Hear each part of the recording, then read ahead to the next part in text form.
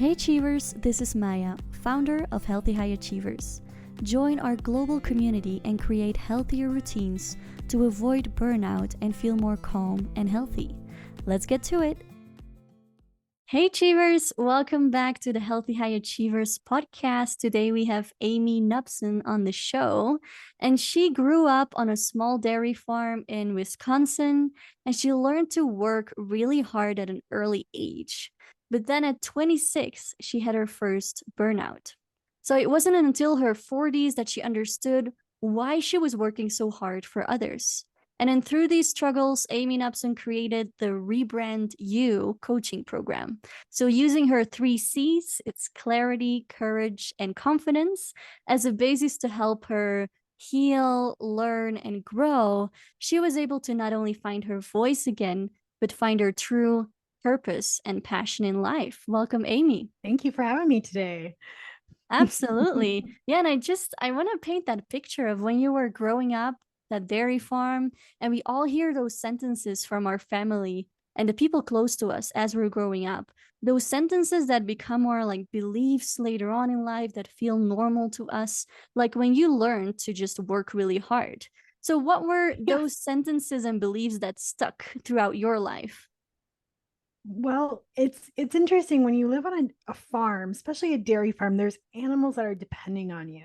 So there's no day off. There's no, I don't feel good. It does not matter. You get up, you do it, you do the work, even if you hate it or you love it. It's like there's no real choice left. I started working on the dairy farm at 8 years old. And it starts off small, like you're feeding the cats and you're feeding the dogs, and you're small little tasks, and then eventually you're baling hay and you're working throughout the summer. And I remember people like, oh my god, it's summer. I'm like, oh, it's summer, that means way more work. Like, Really? and I hate the heat. Yeah, and I'm like, I'm gonna be sweating, I'm gonna be gross, I'm working all summer. I prayed for rain days because I'm like, that means we can't go out into the field. Oh my Mm. gosh, thank you.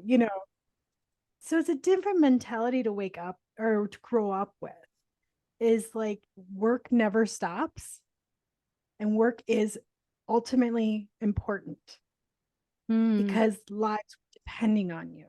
And I didn't understand that was my drive until I was 40, when I realized my clients will not die like the animals will if I don't do the work immediately and put every effort I can in to getting it done today. Because Right. the truth still is the work ends. I'm in marketing and coaching. The work doesn't end. Mm. It continues. So I had to learn Yeah. how to pace myself. So that's where it's kind of similar working on the farm and working as an entrepreneur. The work really never ends. Like there's always more you can do on your business, there's always more you can do on a farm.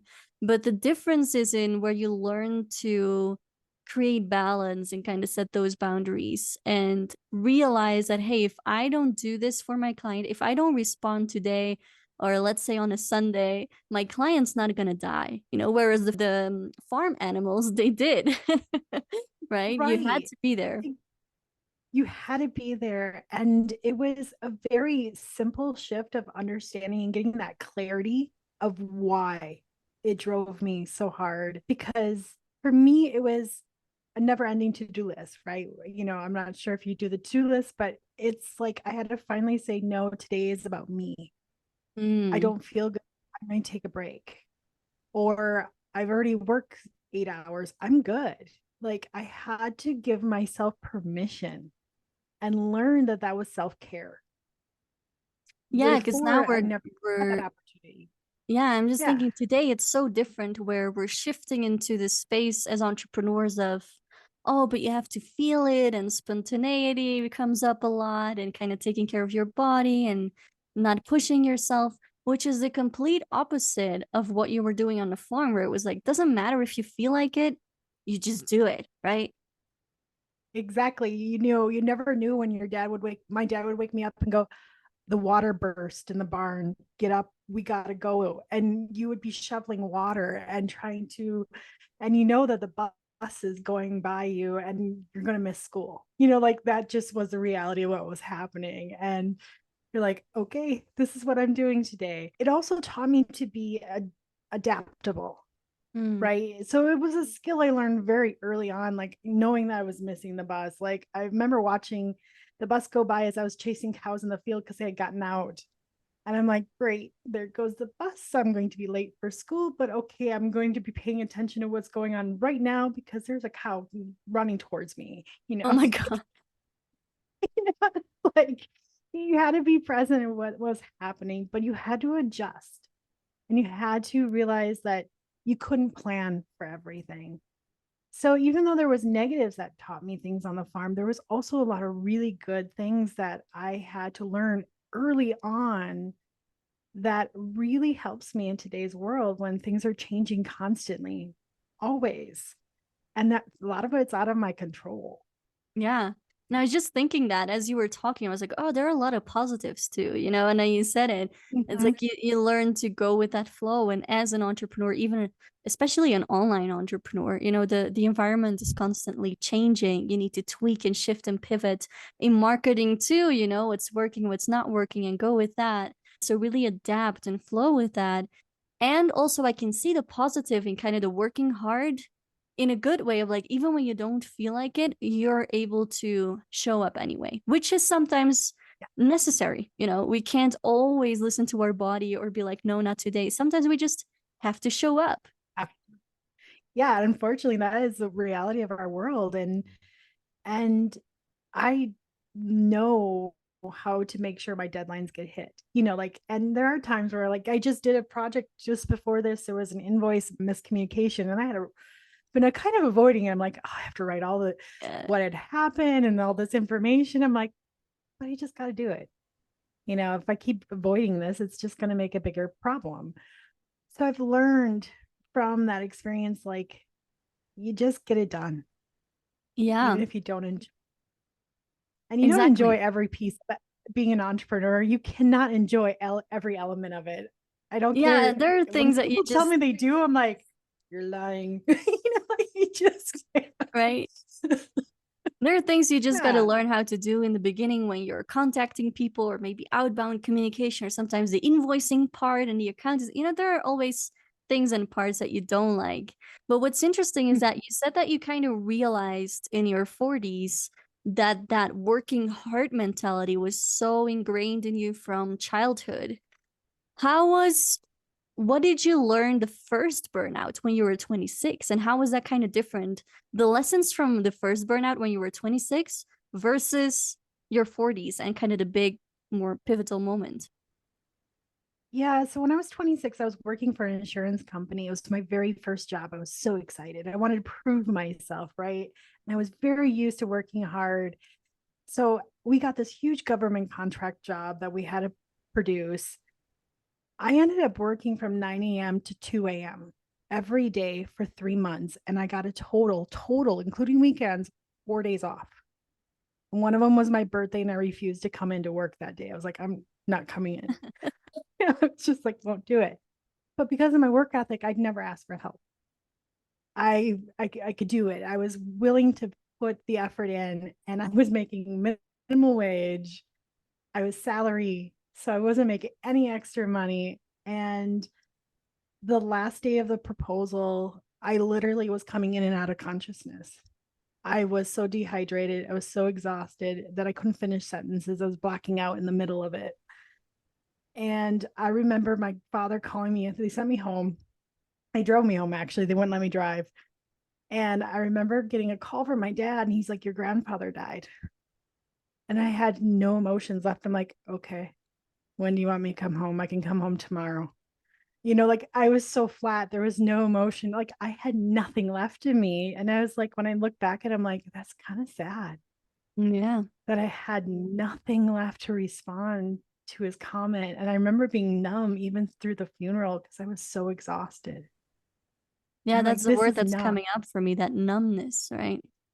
yeah. And I'm like, this is not how I want to live my life. This is my very first job. And I did this to myself. I allowed them to go past my boundaries.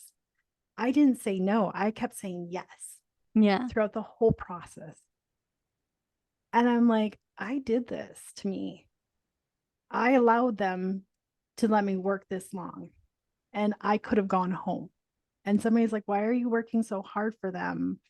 And I'm like, because that's what I thought you were supposed to do.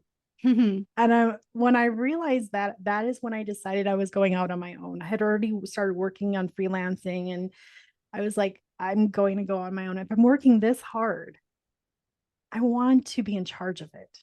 Yeah. And that gave me the realization, like, I'm gonna, and I have, I've never gone back to the corporate world after that. And every time I have a hard project or a hard conversation, I'm thinking it's definitely never as bad as it was at the insurance company. I'm like, it's my reference point of like, it's not that bad. It could be that bad again. I'm like, and I have never allowed it to be that way again. Mm. And that helps me keep myself on track. But it wasn't until I was in my 40s that again, I realized why I allowed that, why I never said no. And I had to learn as an adult to say no, or say, that's great, I can get that project done, but it will take 3 weeks. Instead of going, I can get that done. Don't worry, I'll do it as fast as I possibly can. No, no, no. That's not appropriate because it was killing me. Yeah, And learning to say no, it's so hard, and something that many adults just need to learn still, a skill that isn't taught, unfortunately, when we're kids. And so when you were 26, that was sort of like, okay, that's my zero, and I'm never going down to zero again. That's the point, just past my limit. I'm not going yep. there. So that seemed to be like more the what, like the limit there. And then in your 40s, you discovered the why. Why did I go that deep? Why did I cross all my limits and my borders? And, why did I push myself into Yeah. that deep end and that numbness? And you realized, all right, okay, what helped you realize? Were you working with someone? What was that moment? If you remember, Yeah. where you're like, ah, Oh, that's, I do. And well, during 2020, when everything shifted for everybody, yeah. I had decided I wanted to work through a fear of mine, a fear of public speaking. I'm like, I'm terrified of it. So I signed up for this class and became really good friends with the instructor. And I'm like, hey, after taking it, I'm like, I can make this program better.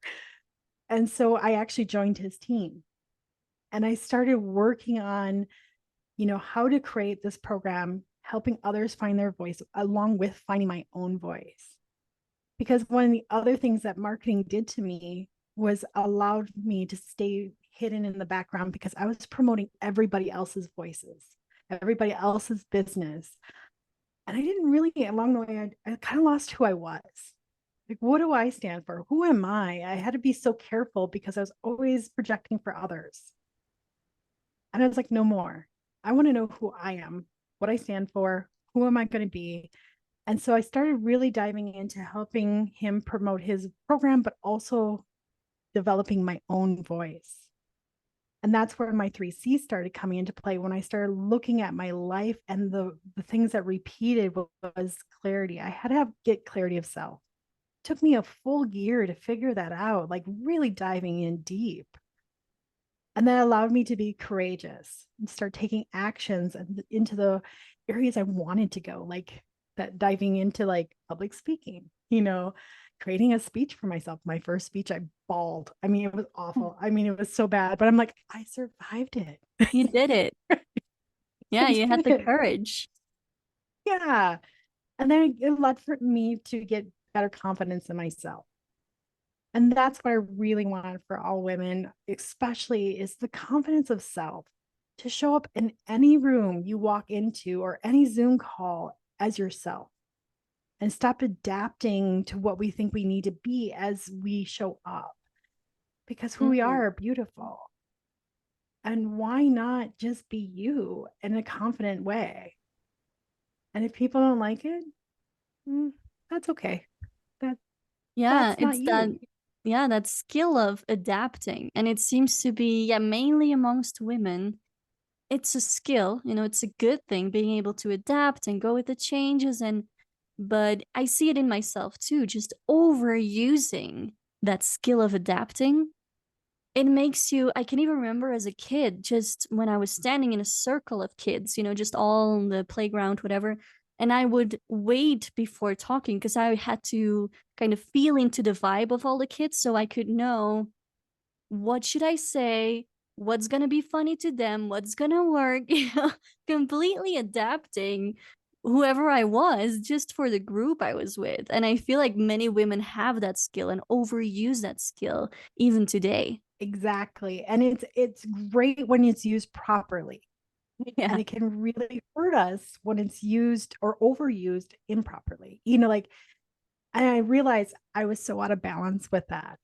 I was adapting in every element of my life, and it was hurting me. And Mhm. that is what I learned most about it, and going, okay, because I'm adapting all the time, I don't know which direction I'm going in. Right. Do I even love what I do? Like, it's, I had to step back and go, what do I love?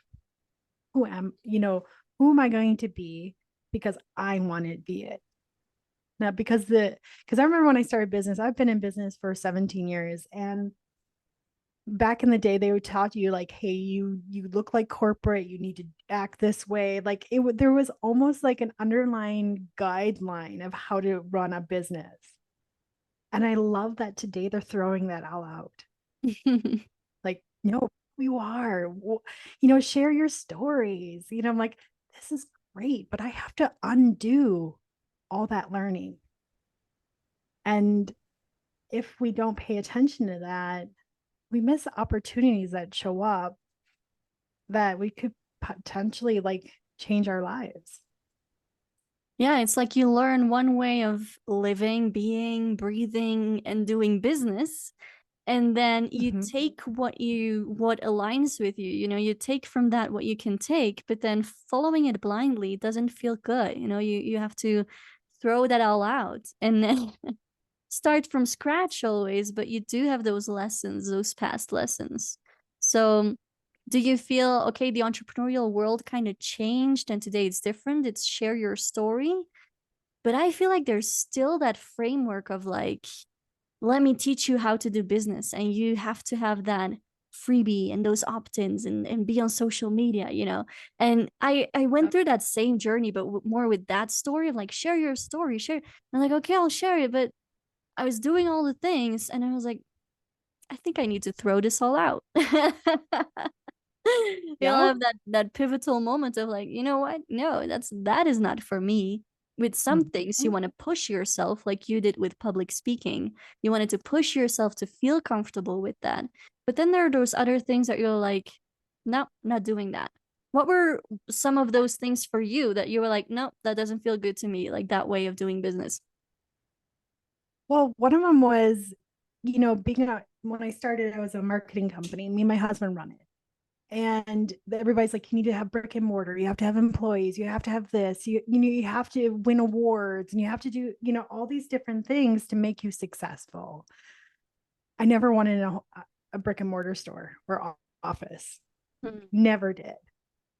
Never wanted employees in my own space. I've always wanted a virtual team, even when I first started. So I was one of the first people pioneering into the virtual Yeah. teams If that way was back like 17 10 years years ago. ago, yeah.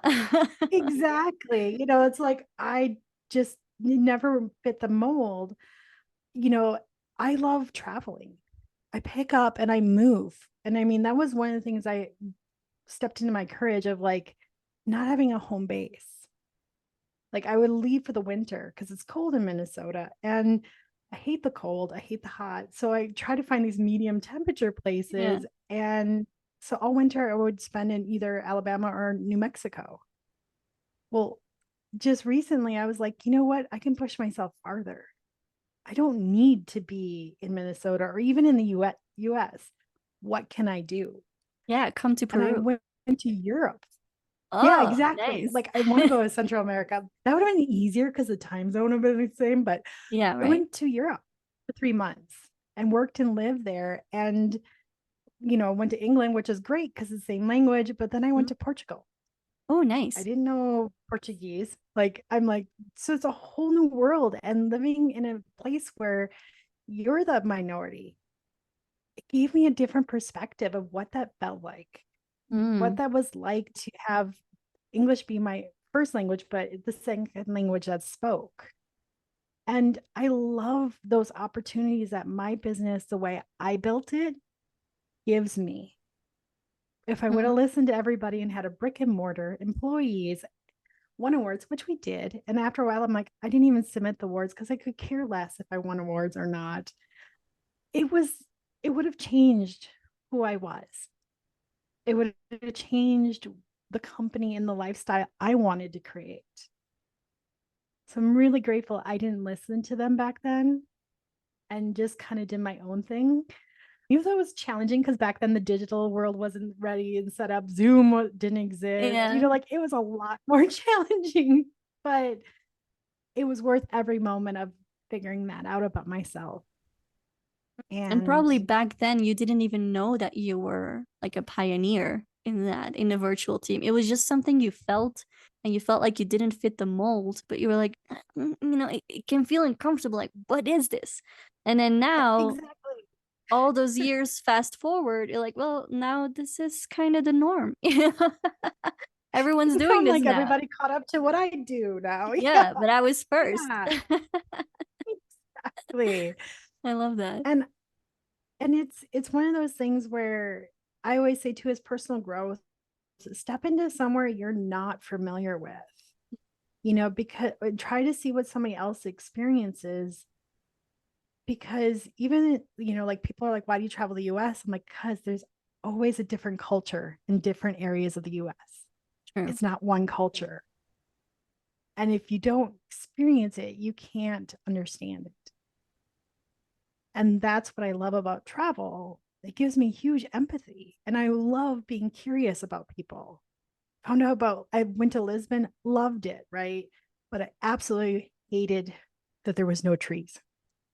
Oh. Like there's very little greenery. There's trees, but they're in tiny, sparse little areas. And I'm like, I need more green in my life. Mhm. I need grass. But see, that makes you realize, that makes you see, like, oh, I'm missing something. What is it? And then you realize, oh, it's the trees. And then again, you not only learn from that culture, those people, but you also learn about yourself. Like, okay, so that is important to me because it's really bothering me that there are no trees. Exactly. And I think that has to do with growing up on a farm, with Yeah. like nature all around me. But I also love cities. I love cities that have nature. So I'm learning that difference, you know, and I'm also learning that I'm terrible at languages, like absolutely terrible. And I try really hard. I'm awful at it, but it's still something I want to overcome. And how can I do that? And where can I get help?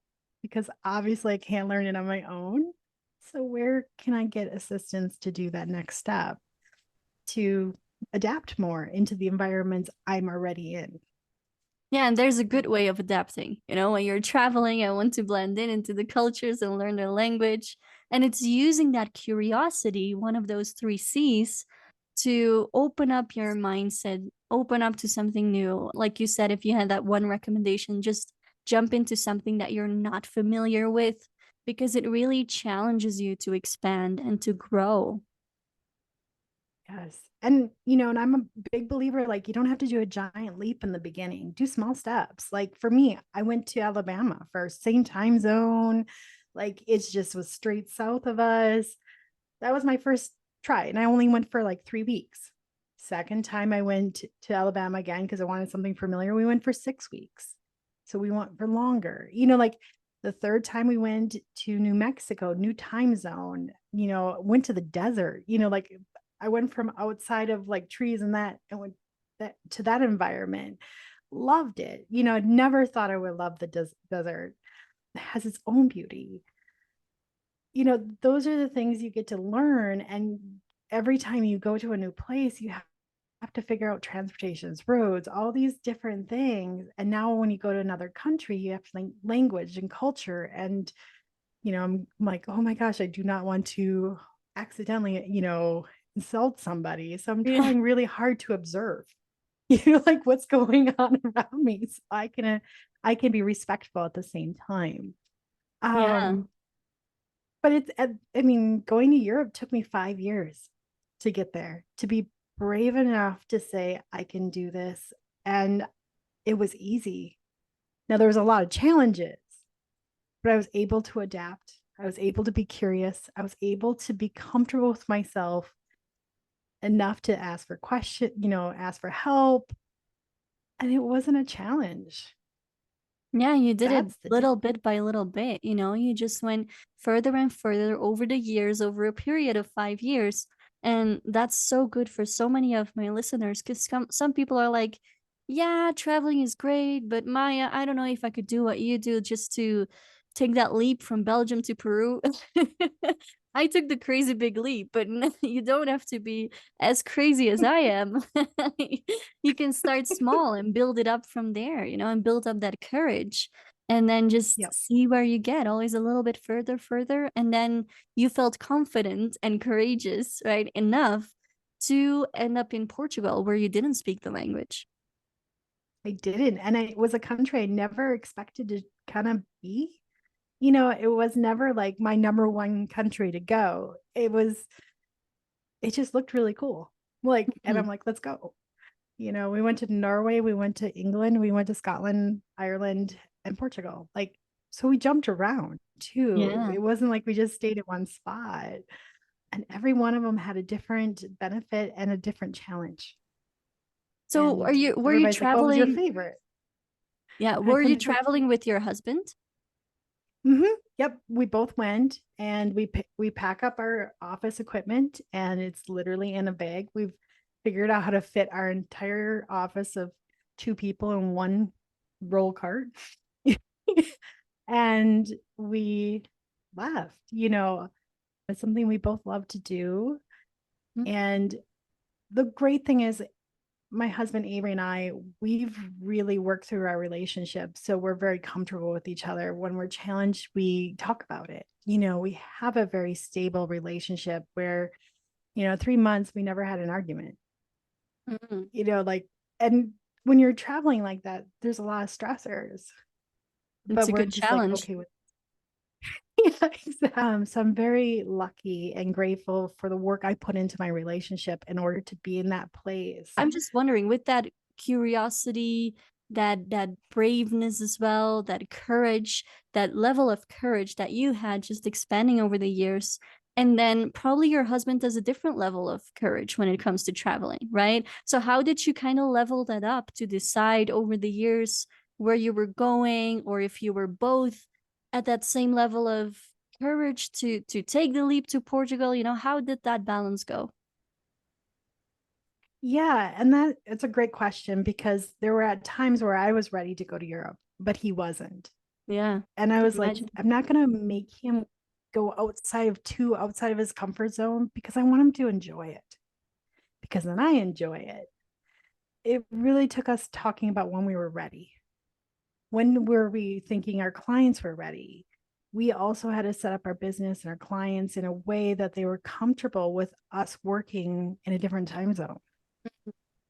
So we had to have the right clients in our environment. And some of it was letting some bad clients that we had for, just because you have them, letting them go, building different relationships. Zoom was a huge part of it. Now that the world is very comfortable with it, that Yeah. allowed us to transition a lot easier. But it's the courage for him was interesting because he watched me. And by watching me, he took bigger chances. He decided, like, well, if you're doing this, I can do this too. And it was really interesting. Like, a lot of times he's like, I don't know how you do it. I'm like, but you do it just as the same. You just do it your way. Yeah, it's like And sometimes as kids, if you and someone close to you, a good friend or family member, and you're both standing on that big rock and you want to jump into the water, jump into the sea, whatever. And it's kind of sometimes that friend needs to jump first. And I'm like, if they can do it, yeah, I'm gonna jump too. But you always need to have that person kind of leading the example. And you were leading by example, really. exactly. And I was okay with that. And in the past, I always waited. I didn't want to be the leader. I didn't want to stick out. So now I had to shift from that mentality to, okay, if I want change, I have to lead it. I have to Interesting. be it. And then I can have the change I'm looking for. Like, and it was really all about changing within myself. It was never external. Just my life got easier around me, but I didn't focus on that. It was all me. And I think Mhm. that's where I failed in the past was I was trying to change the environment around me instead of myself. And it And never then you worked. only It end up always backfires. frustrated. Yeah. Yeah. Like that, I don't know what happened, but that was Yeah. not good. That was not what I wanted to, what I was going for. Exactly. Yeah. Yeah. And, Yeah. So, Amy, I feel like we could keep talking for hours. We're already half an hour in.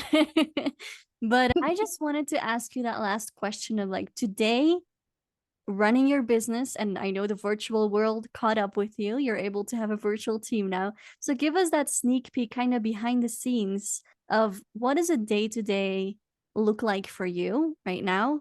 And what sort of tools are you using to remain balanced and organized? yeah, it's a great question. So for me, a day to day is really about I support my team first, which is a really, I never, a lot of entrepreneurs I see and coach always are like, what do I have to do? What needs to get done? And I'm like, but your team is sitting there waiting for you. Mm. So my first daily task is like, what is my team waiting for me to give them? What support do they need from me in order to do their job? Because if I don't, it's on me. That's my biggest failure. And then nothing works. So I've built a really good team at communication. And then after that is like, now what's my priority? What really needs my attention? And what am I avoiding? What's Mhm. one thing I've not wanted to do today that I should put in my schedule? And that's my priority because it's fun to do the easy things, you know? And it's easy. It's easy and fun to do the easy things, but then what are you avoiding? Yeah. And so is that sort of the thing that you do first? I mean, after thinking about your team, you kind of jump into something you really don't like doing? Depending on my schedule, like if I know I need more time, but I'll actually allot it into my daily schedule. Like, okay, I have a call here and I need to prep for that. But right after this call, after I get done reviewing what I talked about, this is my priority. And I'm Mm. not going to end the day until I get this thing done, unless, there are times where things interrupt you and you have to take priority. But I don't allow things to keep going like, oh, I'll do it tomorrow. I'll do it tomorrow. I'll do it tomorrow. Because then it's always in the back of my head, nagging me and bothering me. Then I can't sleep. So I've learned from my sleep cycle, I need to let go of those things by getting them done. And then the tools I use is Asana. Like me and my team, we use Asana. So like it's a virtual, to-do list, but it allows me to share with them what I'm doing and what they're doing with me. So I don't have to like bug them constantly. Like, did you get this done? We use Slack for communication because emails get lost, texts get lost. So Slack is a huge part of our daily life. And, then I have all the kind of the other basic stuff, but Zoom, I mean, I've been a Zoom user for years. I don't know what I'd do without it. Right? It's since the pandemic that Zoom is like a must have. That's what Exactly. connects us to the world right now. Exactly. But yeah, that's kind of my background of what I do. And sometimes, it's sales. And I'm like, today is a sales day. And I make it more a theme. Like, this is what I'm going to do. Tomorrow, I'm writing. I'm writing all my content. And it's interesting as the world changes and tools change, your need for your team can change. And letting that go, you know, is really kind of hard sometimes. Like I used to have a writer and I'm like, no, I need to write my own. But I do need somebody to put everything together, like and manage my social media and just they're basically scheduling everything and monitoring. But I'm writing all the content myself. And because I needed my voice to be heard who I am. Yeah, instead of So having as you, someone else write it for you, and just sort of see, okay, yeah, what do I need to get into that flow of writing, to get into the creation mode? What will help me, you know? For me, for example, I need someone like the person, my assistant who schedules my posts, also gives me the initial ideas sometimes of like, hey, how about we do this kind of reel, or how about we do, and just someone, because I'm much of an implementer, but I need the ideation. I just need someone to bounce ideas off of, or tell me, oh, this or that, and then I'm on it, you know. But just knowing what you oh yeah. need to be on a roll and write your stuff. And and I think that's part of growing up as an entrepreneur is really understanding what you need to to be supported to be successful. Because I paint, but I can't start with a blank canvas. My husband has to create a Uh, background. I'm like, I don't care what it looks like, what color it is, as long as it's not white. And then I can mm, paint, and knowing that is the same kind of thing with my writing. Sometimes I have to have a verbal conversation with somebody. I'm like, got it. It can be 10 minutes. And I'm like, perfect. I got the whole month in my head now. yeah. Knowing what we need and not being afraid to ask for help in those situations so that you can succeed easier instead of just sitting there going, here's a blank. When I have a blank piece of paper, I'm like, just there sometimes same thing with the canvas. I'm like, can someone give me an idea? Yeah, same, very But similar. And it's really individual, you know, it's different for everyone. So I have a client who needs that blank canvas because he's very creative, and then there's a lot of ideas flowing around. And when we give him a structure, when I'm like, oh, you know, make content for that thing or that, he freaks out because it's like there's already a structure and he can't let his creativity flow wherever it wants to flow in that moment. So for him, it's like creation first, and then let's see what we do with it. You know? Whereas more you and I, we need kind of that framework. We need a background, like literally for your painting, or we need some sort of bullet points or just guidelines to then there's something on that piece of paper already so that we can dive in and build yep, on that. exactly. And that's why it made me a good marketer because they already had a foundation, just had to ask the right questions. But Mhm. nobody's asking me the questions, right? When I'm doing it myself. So Right. that's what I learned. I get somebody to ask me the questions. And True. that's, I think, the difference of growing as an entrepreneur is doing it your way, learning how you learn. How do you enjoy doing it? I need to write in the mornings. If I try to write in the afternoon, nope. I'm going to rewrite everything the next day. So why waste my time in the evenings? And the one thing it taught me in England too is, or in Europe, I don't have to work 8 hours a day to get what I need done.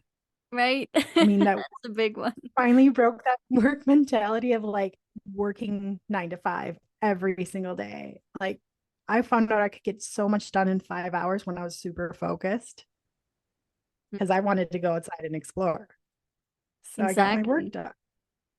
And you get the same things done. It's that quality that you can get into. I know during the pandemic there was a curfew and there was no social life, so I would sleep super early and then I would start working at like 7 and then work until what was it, 12, 1, and I was done. And then, you know, I did Mm-hmm. everything I wanted to do for the day, and then I had my afternoon to read and learn and whatever I wanted to do, hobbies, or for you when you're traveling, just explore, walk around Europe, and you realize, hey, you're more focused on the things that truly matter in your business, and it doesn't take 8 hours to do that, honestly. It really doesn't, especially when you have the right people in the right place Mhm. and you trust your team. It's amazing how much we fill our schedules with. Yeah, And avoiding things or thinking of yourself in a negative way or avoiding something, how much mental space that takes and then exhausts you. And I just learned absolutely. like I'm not allowing that anymore because I get nothing accomplished.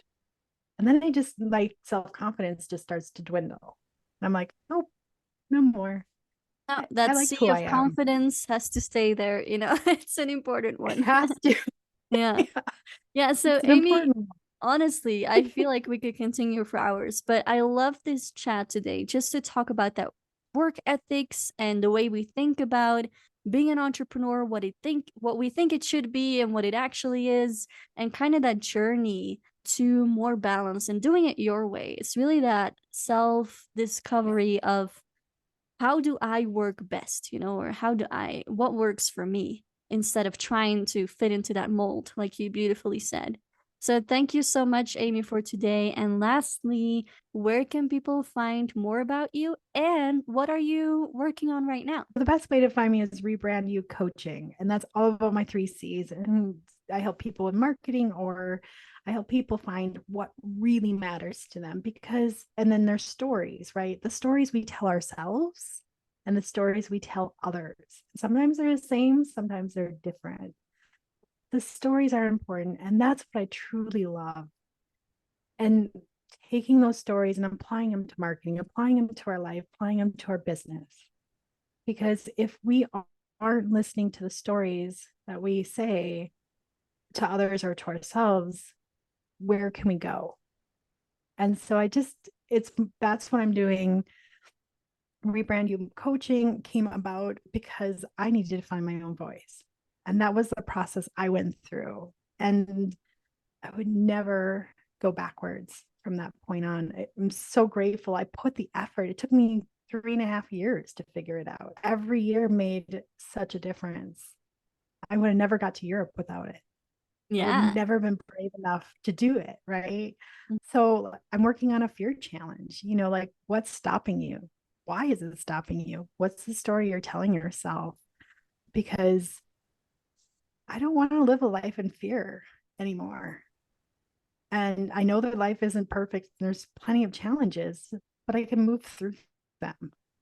And that's what I want for other people to realize too, is what do we want? What do you want? And how do you want to get it? And do you really want it? If you do, you'll make it work. Yeah, and sort of knowing that fear is something that you can work through. It's not something that will stay with you your whole life. You can actually be more brave every year. In 5 years' time, you're in Europe, so step by step, you can work through the fear. And so I will make sure to put your links in the show notes. I definitely want to follow up on you. And hey, if you do ever come to Peru, if you want to see Machu Picchu, please let me know. I'm here and I'm not going anywhere for a while. I would love that. I've always wanted to go to South America so bad, but I was like, where do I go? It's so large. Yeah. There's so much to do. Right. There is so much to do. Even just within Peru, this one country that is huge. It has kind of like the size of Europe. So there's so much to see within one country. So you'll have to choose. But I think a good place to start is Cusco, Machu Picchu. I will look it up because that sounds fun. Yeah. Yeah. I can't wait to see you here, Amy. And I love to stay in touch. Take care. Take care. Hey Achievers, I hope you enjoyed this episode as much as I did recording it. Please, please, please subscribe and review my podcast. It would mean the world to me. See you in the next episode.